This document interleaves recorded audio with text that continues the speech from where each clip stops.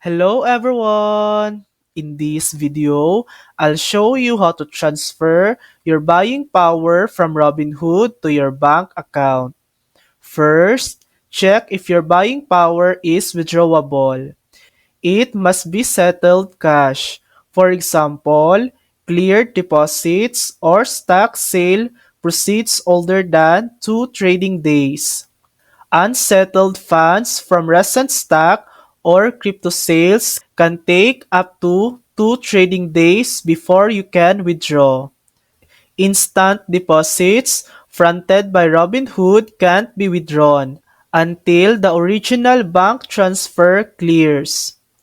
To check what's available, go to the Account section and tap Transfers or Transfer Money. Here, under Available to Withdraw, you'll see the exact amount you can cash out. Tap Withdraw, enter the amount, and hit Review. Confirm the withdrawal.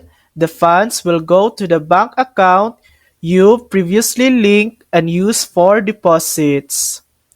And that's it. That's how to transfer your buying power from Robinhood to your bank account. Thanks for watching! If this video helped you, please like and subscribe for more helpful tutorials.